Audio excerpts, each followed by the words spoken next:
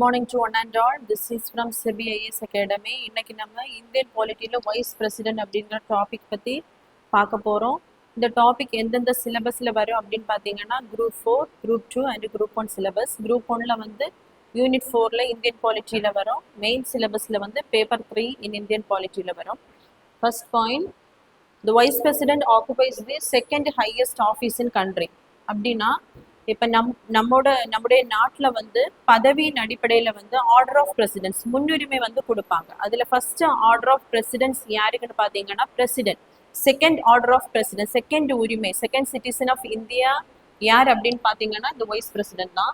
Next இந்த model வந்து American சோர்ஸ்லேருந்து தான் எடுத்திருப்பாங்க. இப்போ அமெரிக்காவோட பார்லிமெண்ட்டை பார்த்தீங்கன்னா ரெண்டு சபை இருக்கும், ரெண்டு சபா இருக்கும், அங்கே ரெண்டு ஹவுசஸ் இருக்கும், house of representatives and house of senates. House of செனேட்ஸில் தான் இந்த வைஸ் பிரசிடென்ட் வந்து சேர்மனாக இருப்பாங்க. ஸோ அதே மாதிரி அந்த அமெரிக்கன் மாடலை தான் நம்ம இங்கே ஃபாலோ பண்ணுறோம். நெக்ஸ்ட்டு வந்து எலெக்ஷன், வைஸ் பிரசிடென்ட் எலெக்ஷன் வந்து எப்படி கண்டக்ட் பண்ணுவாங்க அப்படின்னு பார்த்தீங்கன்னா it is an indirect election. Indirect election அப்படின்னா மக்கள் வந்து டைரக்டாக தேர்ந்தெடுக்க மாட்டாங்க. மக்களால் தேர்ந்தெடுக்கக்கூடிய எம்பிஸ் தான் என்ன பண்ணுவாங்கன்னா வைஸ் பிரசிடென்ட் எலெக்ஷனில் வந்து பார்ட்டிசிபேட் பண்ணுவாங்க. So it is called as the indirect election. இது என்ன மெத்தட்ல கண்டக்ட் பண்ணுவாங்க அப்படின்னு பார்த்தீங்கன்னா proportional representation by single transferable vote by secret ballot. அதாவது இப்போ மெம்பர் ஆஃப் பார்லமெண்ட்ஸ் தான், எம்பிஸ் தான் இதில் பார்ட்டிசிபேட் பண்ணுவாங்க. அவங்க ஒவ்வொரு அவங்களுக்கு கொடுக்கக்கூடிய அந்த சீக்ரெட் பேலட் பேப்பரில் ஒவ்வொரு கேண்டிடேட்டுக்கும் ஒவ்வொரு ப்ரிஃபரன்ஸ் வந்து கொடுப்பாங்க. ஃபர்ஸ்ட் ப்ரிஃபரன்ஸில் மேபி அவங்க ஏ கேண்டிடேட்டை கொடுப்பாங்க, பி செகண்ட் ப்ரிஃபரன்ஸில் வந்து பி கேண்டிடேட்டை மென்ஷன் பண்ணுவாங்க. இந்த மாதிரி அவங்களோட ப்ரிஃபரன்ஸுக்கு ஏற்றது மாதிரி மென்ஷன் பண்ணுவாங்க. அதை தான் நம்ம ப்ரொபோர்ஷனல் ரெப்ரசன்டேஷன் அப்படின்னு சொல்கிறோம். நெக்ஸ்ட் வந்து இப்போ அவுட் ஆஃப் 100க்கு ஏ கேண்டிடேட்டுக்கு 45 ஓட்ஸ் கிடச்சிருக்கு, பிக்கு வந்து 30 கிடச்சிருக்கு, சிக்கும் டிக்கும் 10 அப்படி கிடச்சிருக்குன்னா என்ன பண்ணுவாங்கன்னா இது அவுட் ஆஃப் 100க்கு மெஜாரிட்டி வேணும்னா 50+1 வேணும். மெஜாரிட்டி ரீச் ஆகலை. இப்போ லீஸ்ட் கேண்டிடேட்டுக்குள்ள செகண்ட் ப்ரிஃபரன்ஸை பார்ப்பாங்க. ஃபர்ஸ்ட் ப்ரிஃபரன்ஸில் அவங்க டி கேண்டிடேட்டு கொடுத்துருக்காங்க ஓட்ஸு, செகண்ட் ப்ரிஃபரன்ஸுக்கு வந்து ஏ கேண்டிடேட்டு கொடுத்துருக்காங்களா அப்படின்னு செக் பண்ணுவாங்க. அப்படி கொடுத்துருந்தாங்கன்னா அந்த ஓட்டை என்ன பண்ணுவாங்கன்னா ட்ரான்ஸ்ஃபர் பண்ணுவாங்க. அவங்களுக்கு ஒரு 6 ஓட்டு கிடச்சுன்னா அவங்க என்ன பண்ணுவாங்க, மெஜாரிட்டி ரீச் பண்ணி அவங்க தான் வைஸ் பிரசிடென்ட்டை அடுத்து என்ன பண்ணுவாங்கன்னா பதவி ஏற்பாங்க. நெக்ஸ்ட் வந்து எலக்டோரல் காலேஜ். எலக்டோரல் காலேஜ் அப்படின்னு பார்த்தீங்கன்னா தேர்வு குழாம். யாரெல்லாம் இதில் பார்ட்டிசிபேட் பண்ணுவாங்க, யாரெல்லாம் பார்ட்டிசிபேட் பண்ணுவாங்க அப்படின்னு பார்த்தீங்கன்னா members in Lok Sabha and members இன் ராஜ்யசபா. அதாவது லோக்சபாயில் இருக்கக்கூடிய elected members and nominated members, அதே மாதிரி ராஜ்யசபாயில் இருக்கக்கூடிய எலெக்டட் அண்ட் நாமினேட்டட் மெம்பர்ஸ். இப்போ லோக்சபாயில் எடுத்தீங்கன்னா எலெக்டட் அண்ட் நாமினேட்டட் மெம்பர்ஸ் வந்து டோட்டல் 543 வருவாங்க. டோட்டலாக 545 மெம்பர்ஸ் இருந்தாங்க. பட் 104th கான்ஸ்டியூஷனல் அமெண்ட்மெண்ட்ல வந்து ஆங்கிலோ இந்தியனோட நாமினேஷனை வந்து எக்ஸ்டெண்ட் பண்ணியிருக்க மாட்டாங்க. ஸோ தேர் ஆர் 543 மெம்பர்ஸ் இன் லோக்சபா. ராஜ்யசபாயில் வந்து 245 மெம்பர்ஸ் இருப்பாங்க. ஸோ இவங்க தான் அந்த எலக்டோரல் காலேஜ் வைஸ் பிரசிடென்ட் எலெக்ஷனில் வந்து பார்ட்டிசிபேட் பண்ணுவாங்க. பிஃபோர் 1961 பார்த்தீங்கன்னா ஜஸ்ட் ஒரு ஜாயிண்ட் சிட்டிங் வச்சு, பார்லிமெண்ட்ல ஒரு ஜாயிண்ட் சிட்டிங் வச்சு வைஸ் பிரசிடென்ட்டை வந்து சூஸ் பண்ணிட்டு இருந்தாங்க. After the 11th constitutional amendment 1961 அப்படின்னா நம்ம கான்ஸ்டியூஷன்ல சேஞ்சஸ் கொண்டு வந்திருப்பாங்க 1961. அதை அமெண்ட் பண்ணி அதுக்கப்புறம் என்ன பண்ணியிருப்பாங்கன்னா இந்த எலக்டோரல் காலேஜ் மெத்தட்ல வந்து வைஸ் பிரசிடென்ட்டை வந்து எலெக்ட் பண்ணியிருப்பாங்க. நெக்ஸ்ட் வந்து குவாலிஃபிகேஷன். இப்போ ஒரு வைஸ் பிரசிடென்ட் வந்து நாமினேஷன் பண்ணணும்னா அவருக்கு என்னென்ன குவாலிஃபிகேஷன் இருக்கணும்னு பார்த்தீங்கன்னா first he should B A citizen of India. கண்டிப்பாக அவர் இந்தியாவோட ஒரு சிட்டிசனாக இருக்கணும். 35 இயர்ஸ் வந்து complete ஆகிருக்கணும். Qualified as a member of Rajya Sabha. அதே மாதிரி ராஜ்யசபாவோட மெம்பர் ஆகக்கூடிய குவாலிஃபிகேஷன் அவர்கிட்ட இருக்கணும்.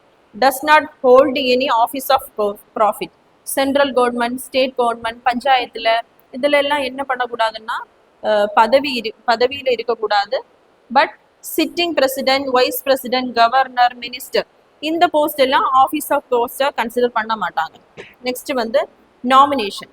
இப்போ ஒரு வைஸ் பிரசிடென்ட் வந்து எலெக்ஷனுக்கு நாமினேட் பண்ணணும் அப்படின்னா என்னென்ன கிரைட்டீரியா இருக்கு அப்படின்னு பார்த்தீங்கன்னா 20 எலக்டர்ஸ். இப்போ லோக்சபா அண்ட் ராஜ்யசபா மெம்பர்ஸ் வந்து பார்ட்டிசிபேட் பண்ணுவாங்க. அந்த எலக்டர்ஸ்ல வந்து 20 எலக்டர்ஸ் வந்து முன்மொழியணும், 20 எலக்டர்ஸ் வந்து வழிமொழியணும். நெக்ஸ்ட் வந்து 15,000 வந்து ரிசர்வ் பேங்க் ஆஃப் இந்தியாவில் வந்து டெபாசிட் பண்ணணும். பிஃபோர் 1997ல எப்படி இருந்துன்னு பார்த்தீங்கன்னா 10 எலக்டர்ஸ் வந்து ப்ரொபோசஸ் இருந்தால் போதும், 10 எலக்டர்ஸ் வந்து செகண்டர்ஸாக இருந்தால் போதும். ஆர்பிஐல வந்து 2,500 வந்து டெபாசிட் பண்ணால் போதும்.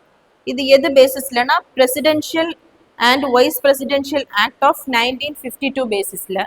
நெக்ஸ்ட் இதை என்ன பண்ணியிருப்பாங்கன்னா 1997ல வந்து அமெண்ட்மெண்ட் பண்ணியிருப்பாங்க, சேஞ்சஸ் பண்ணி தான் இந்த 20 எலக்டர்ஸ் 20 செகண்டர்ஸ் இந்த சேஞ்சஸை வந்து கொண்டு வந்திருப்பாங்க. நெக்ஸ்ட் வந்து அப்படின்னா பதவி பிரமாணம். வைஸ் பிரசிடென்ட்டுக்கு யாரு பதவி பிரமாணம் செய்து வைப்பா அப்படின்னு பார்த்தீங்கன்னா பிரசிடென்ட் இல்லைன்னா அவரு ஏற்படுத்தக்கூடிய ஒரு ஆளு தான் பதவி பிரமாணம் செய்து வைப்பாங்க.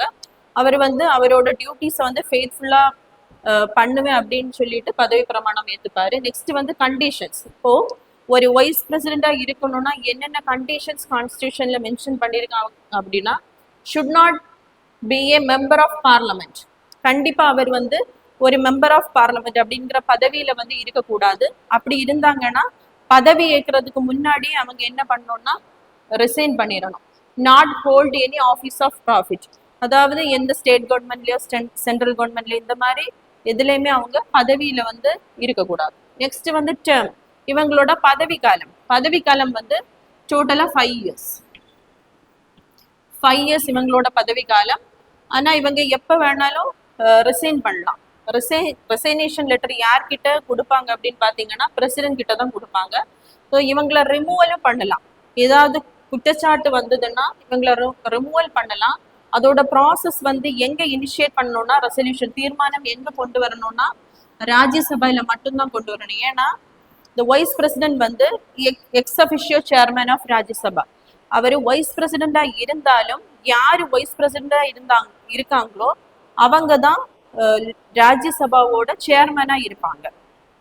அதனால ராஜ்யசபாவோட சேர்மன் அப்படிங்கிற ஒரு பதவியில ராஜ்யசபால மட்டும்தான் அவரோட அந்த தகுதி நீக்கம் பண்ணக்கூடிய ரெசல்யூஷனை தீர்மானத்தை வந்து பாஸ் பண்ண முடியும். இப்போ இது என்ன மெஜாரிட்டி இல்லைன்னா எஃபெக்டிவ் மெஜாரிட்டி அப்படின்னா இப்போ ராஜ்யசபால 245 மெம்பர்ஸ் இருக்காங்க. அதுல ஒரு 10 மெம்பர்ஸ் வந்து வேக்கன்ட் காலி இடங்களா அப்படி இருக்குன்னு பாத்தீங்கன்னா அதை மைனஸ் பண்ணா நமக்கு 235 மெம்பர்ஸ் இருப்பாங்க. அந்த வேக்கன்சியை போக அதுல மெஜாரிட்டி வரக்கூடிய மெம்பர்ஸ் வந்து இந்த ரெசல்யூஷன்ல வந்து பாஸ் பண்ணணும். அதுக்கு முன்னாடியே 40 days அட்வான்ஸ் நோட்டீஸ் வந்து நம்ம வைஸ் பிரசிடென்ட்டுக்கு வந்து இனிஷியேட் பண்ணி இருக்கணும்.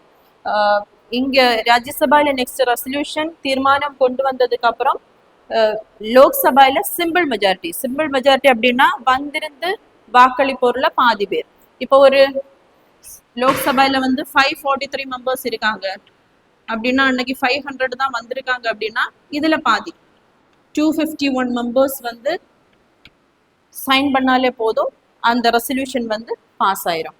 So grounds not mentioned in constitution, எந்த கிரவுண்ட்ஸ்ல எதன் அடிப்படையில வந்து வைஸ் பிரசிடென்ட் வந்து பதவி நீக்கம் பண்ணலாம் அப்படிங்கிற விஷயத்த வந்து கான்ஸ்டியூஷன்ல மென்ஷன் பண்ணல. நெக்ஸ்ட் வந்து வேக்கன்சி, எப்பப்போ இந்த வைஸ் பிரசிடென்டோட அந்த பதவி இடம் வந்து காலி ஆகும். ஃபர்ஸ்ட் ஒன் வந்து எக்ஸ்பெரினா 5 இயர்ஸ் வந்து அவங்களோட டேர்ம் முடிஞ்சதுன்னா அங்க வேக்கன்ட் வரும். நெக்ஸ்ட் வந்து ரிசைனேஷன், அவங்களோட இப்போ ரீசெண்டா நம்மளுடைய வைஸ் பிரசிடென்ட் ஜக்தீப் தங்கர் என்ன பண்ணியிருக்காருன்னா ரிசைன் பண்ணியிருக்காரு. அப்படி ரிசைன் பண்ணும் போதும் வேக்கன்சி வரும். நெக்ஸ்ட் வந்து ரிமூவல், இப்போ அவர் மேல ஒரு குற்றச்சாட்டு வந்து ராஜ்யசபால ரெசல்யூஷன் பாஸ் பண்ணி லோக்சபாவும் அதை பாஸ் பண்ணாங்கன்னா அவங்கள என்ன பண்ணிடுவாங்கன்னா ரிமூவ் பண்ணிடுவாங்க. அப்பவும் வேக்கன்சி வரும். நெக்ஸ்ட் வந்து டெத், வைஸ் பிரசிடென்டா இருக்கும் போதே அவங்க இறந்துட்டாங்கன்னா அந்த இடம் காலியாகும். நெக்ஸ்ட் வந்து டிஸ்குவாலிஃபைடு பை எஸ்சி, இப்போ அந்த எலெக்ஷன்ல ஏதாவது முறைகேடு நடந்திருக்கு அப்படின்னு சுப்ரீம் கோர்ட்ல வந்து கேஸ் போயிட்டு இருக்கும். அதை வந்து சுப்ரீம் கோர்ட் வந்து ஃபைனலைஸ் பண்ணியிருக்காங்கன்னா என்ன பண்ணிடுவாங்கன்னா டிஸ்குவாலிஃபிகேஷன் பண்ணிடுவாங்க. நெக்ஸ்ட் வந்து இப்போ வைஸ் பிரசிடென்டோட வேகன்சி வந்து காலி ஆகுது. இப்போ ஒரு ஃபைவ் இயர்ஸ் வந்து அவங்களோட டேர்ம், அதுல 3 இயர்ஸ் மட்டும்தான் இருக்காங்க அப்படின்னா நெக்ஸ்ட் அந்த பொசிஷனுக்கு வந்து வேற யாரையும் வந்து போட மாட்டாங்க. உடனே என்ன பண்ணுவாங்கன்னா எலெக்ஷன் கண்டக்ட் பண்ணுவாங்க. நெக்ஸ்ட் வரக்கூடிய பிரசிடென்ட் வந்து திரும்பவும் என்ன பண்ணுவாங்கன்னா 5 இயர்ஸ் டேர்ம்ல அப்படியே கண்டினியூ பண்ணிடுவாங்க.